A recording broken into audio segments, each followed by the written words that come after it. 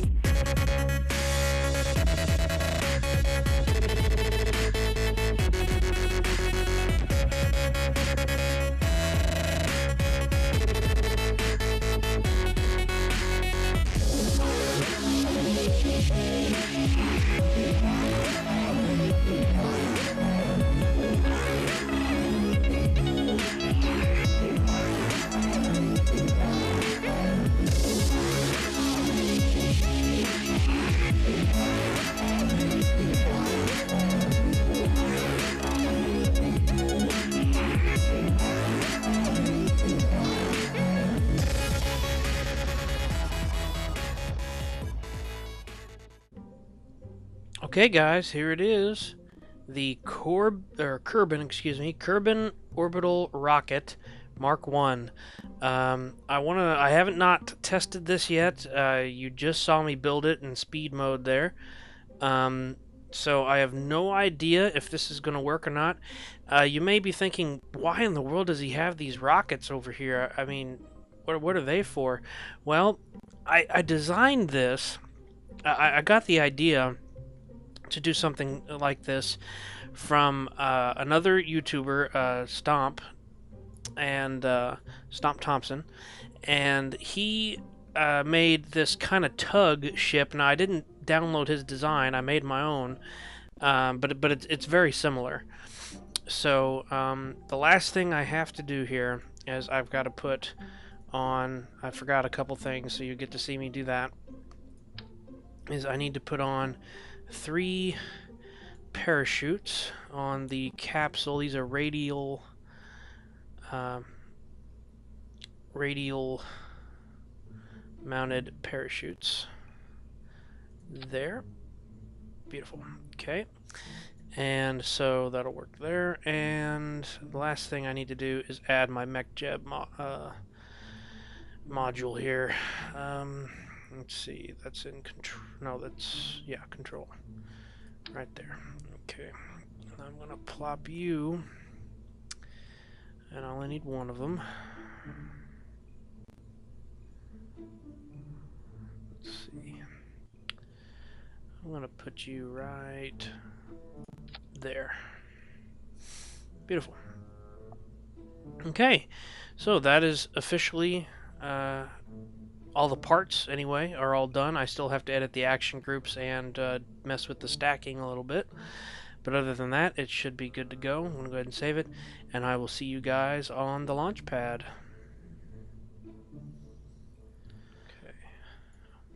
Okay, we are now on the launch pad, and thankfully nothing has fallen off yet. That can very often occur if you forget to fasten something, or something is too wobbly or something like that. Something will just fall off the rocket and explode and just wreak havoc. But all right, here we are. We are ready to launch. Well, we got to do a few things first. A pre-flight checklist, if you will. We have the wonderful Mr. Jebediah Kerman as our main pilot today, and we have his brother Bill Kerman as his navigation, and we have Bob Kerman as co-pilot. So hopefully these three guys can get us into orbit and then safely back down on the planet. That's all we're trying to do today, is just trying to get in orbit and then safely come back down. So without further ado, let us get started. The first thing we need to do is plan our orbit and our launch. So the first thing we're going to do, and I have MechJeb installed, which gives us this nice many AI options to help us travel and direct the ship where we want it to go. It's very precise, which is good. We need precision. So let's start off with this. Ascent autopilot. This is how we plan our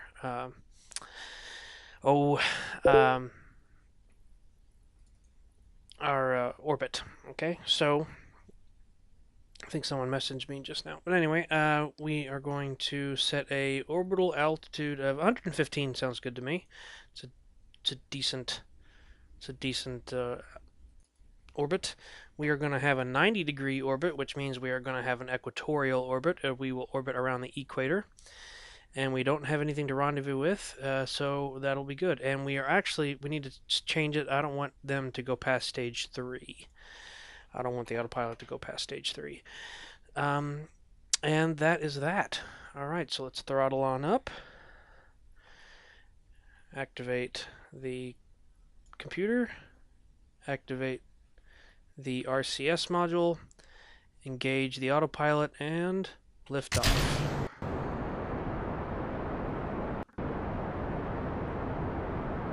Oh, it's wobbly. It is a wobbling. Oh dear. Whoa.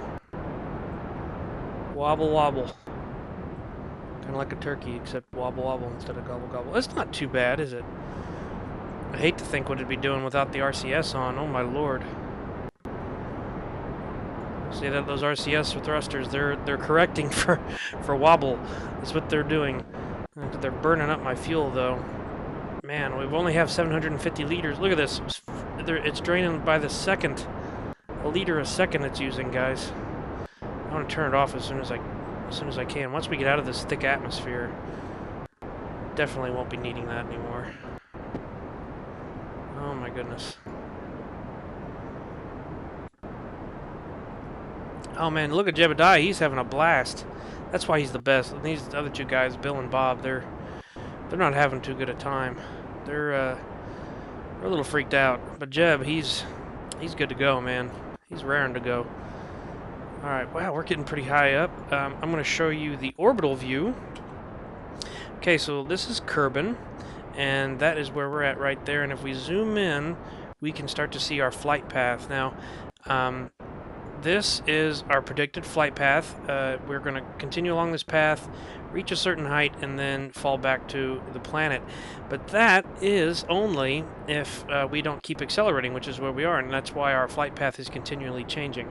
Now, this marker here, called the SPAAAACE, that is an actual astronomical term, which basically means that the SPAAAACE, what that means is that is the furthest point away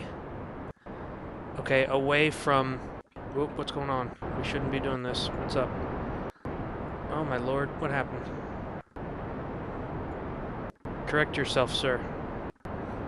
What's going on? You're off by like a lot of degrees. Wobbling. Stop it. Okay, there we go. Better. Anyway, sometimes the autopilot goes a little haywire. But anyway, so... Oh.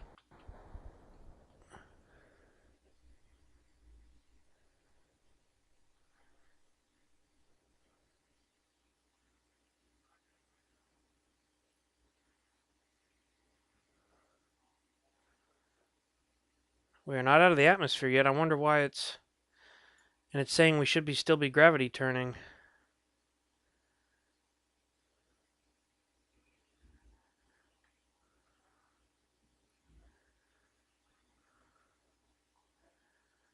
Well,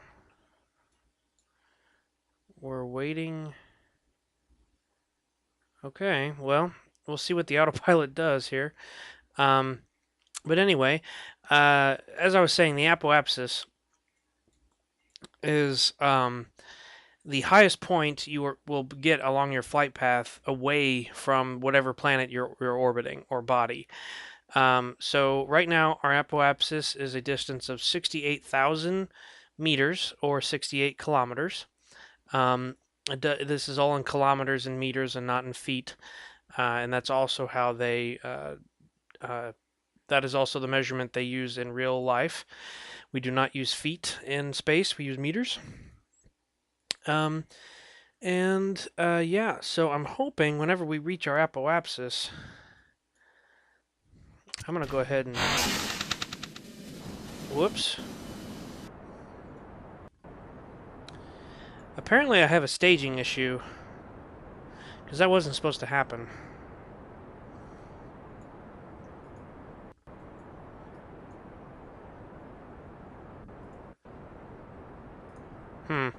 Yeah, I think I have a staging issue. Well, that's what happens whenever you don't test out a thing first. Well, we did achieve orbit, however. Look at this. Look at this, guys.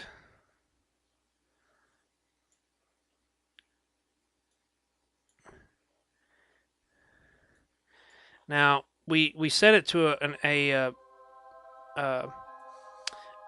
orbit of 115 kilometers. So what the pilot is doing is it's waiting to get to our apoapsis, our furthest away point, and then what it's going to do is it's going to burn a direction to push our periapsis, which is the opposite of apoapsis. A periapsis is the closest point you get to a planet that you're orbiting, and it's going to push our periapsis out to 115 kilometers. That's what it should do. Let's see if that's what happens.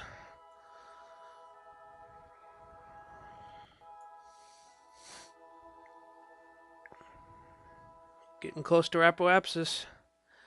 We're slowing down.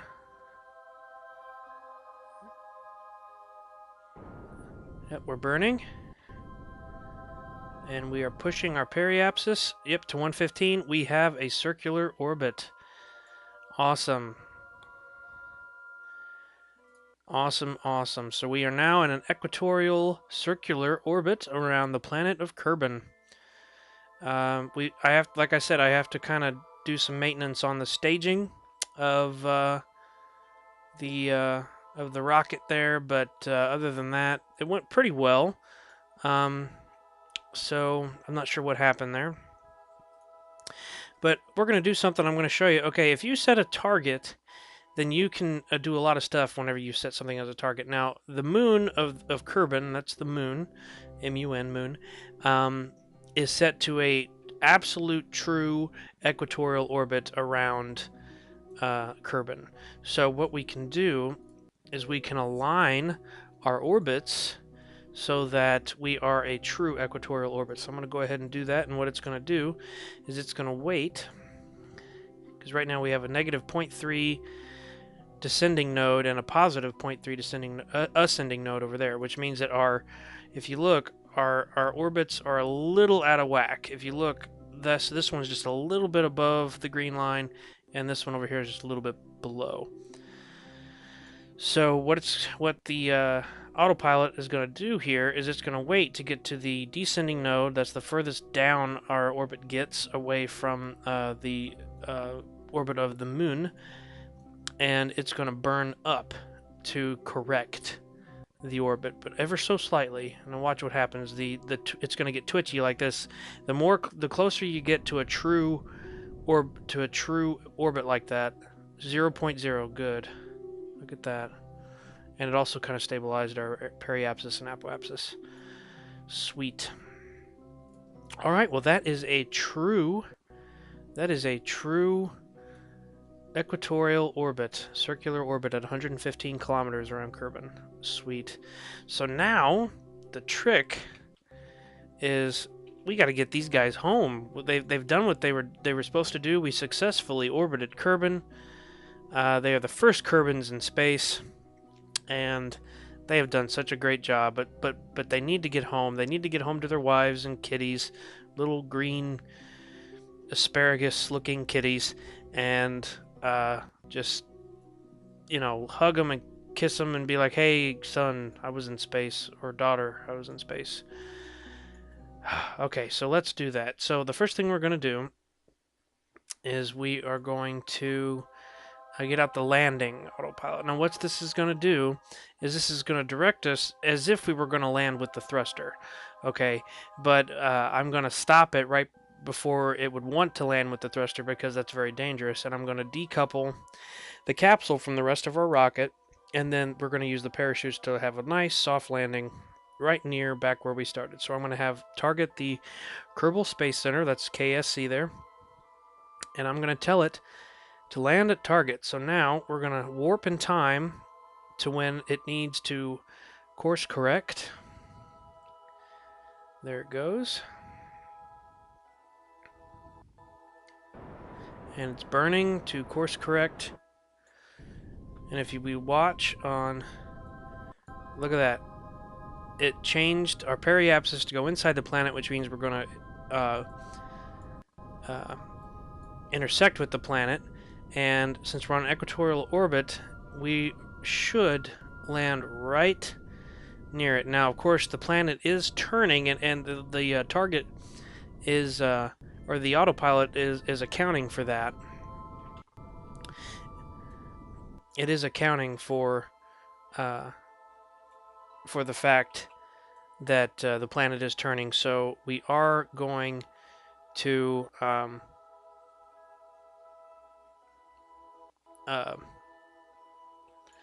land at the Kerbal Space Center. Kerbin Space Center. Okay, so let's go ahead and warp in time.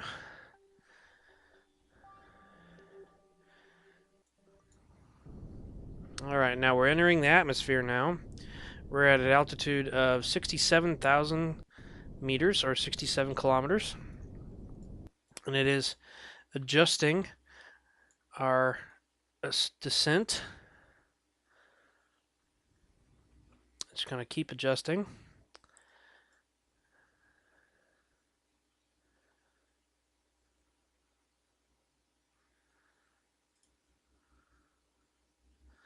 As we continue to get closer.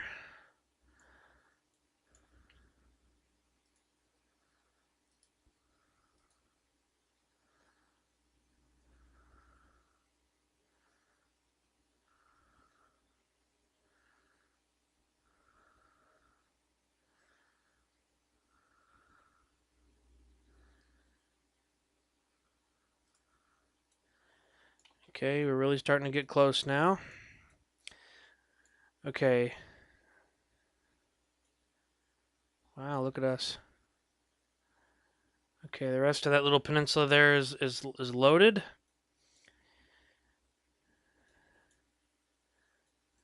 Now watch this, guys.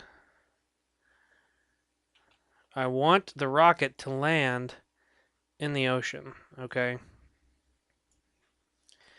But I want to land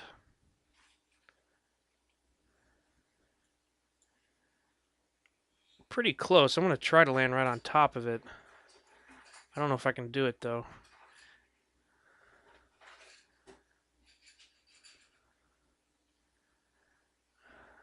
We should start to burn here. Just a second. I'm going to go ahead and decouple. Deploy my parachutes. Oh, that slowed us down. Look at this. We're going to slow down like crazy fast now. Goodbye, probe. Bye. Let's see how close I get. Oh, man. It'd be funny if we landed on a building or something. Come on. Shot in the dark here. 6,500 meters, 6,000 meters. Oh wow, we're coming close.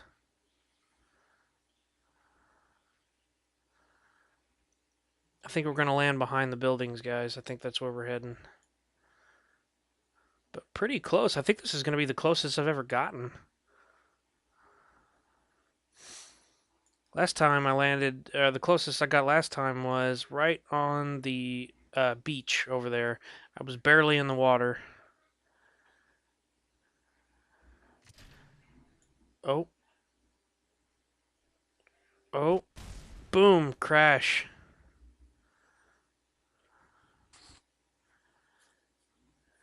Oh, come on, parachutes. There we go.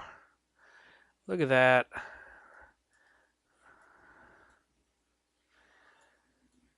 Just fast forward a little bit. Oh, they're all cool. We're like, all right, we're home. We're good to go. And we're gonna land here in just a second. Here we are. And boom. Come on, Jeb. Let's get out and look around.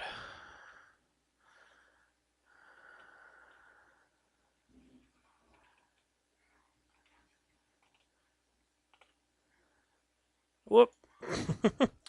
Don't fall over, Jeb. Come on.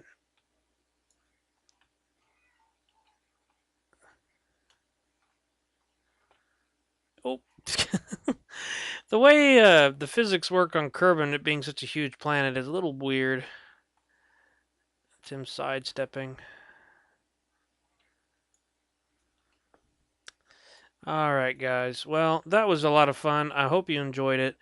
I know I did. It was much, much better than the last time I did this. I tried to film this once before, uh, and I couldn't get it done. Fraps was being uncooperating, but I got it done this time. So, hooray for us. I'm going to give you a nice photo shoot here. Let's see. Come on, Jeb, pose for the picture. Whoop. Dang it, he keeps turning around when I want to do this. All right. Okay, there we are. There's the Kerbal Space Center in the background with Mr. Jebediah Kerman right there along with us. Awesome. Very good. Okay, guys, well, I hope you enjoyed it. If you did, a like and a favorite would be greatly appreciated. And hopefully, if you like Kerbal Space Program, let me know, and I will definitely make some sort of a series out of this because we could go on missions. We could try to find stuff. Let me just show you real quick the capabilities or the possibilities. Excuse me. So this is Kerbin. This is the planet that's very similar to Earth. Okay, now it's got an orbiting moon, an equatorial orbiting moon. But whoa, what's this circular thing? Well, Kerbin has two moons. Minmus is the second moon, altitude of 46 million 46 million meters. Okay, so about 46,000 kilometers away. Okay, and if we zoom out even more, oh yes, there are multiple planets we can visit. We've got Moho, Eve, we've got Kerbin on the third planet, we've got Duna, kind of like Mars, on the fourth. On the fifth, we've got Dres, and sixth, we've got Jewel, and if we zoom way out, kind of like Pluto in a really goofy orbit, we've got Elu as the seventh planet, and that's all they've got so far. And even if you look, it even has it's not a very even orbit. Same with Dres, not very even at all. So, but yeah, I would love to try to get to these planets. I've never ever even fathomed doing anything like that before, but man, would that be cool. So anyway, if you like the series, please let me know, and we can definitely do more with this. I am more than happy to do it. I really love playing this game. So much fun. So, yeah, let me know. And I hope you enjoyed the video, and we'll see you in the next one. Bye.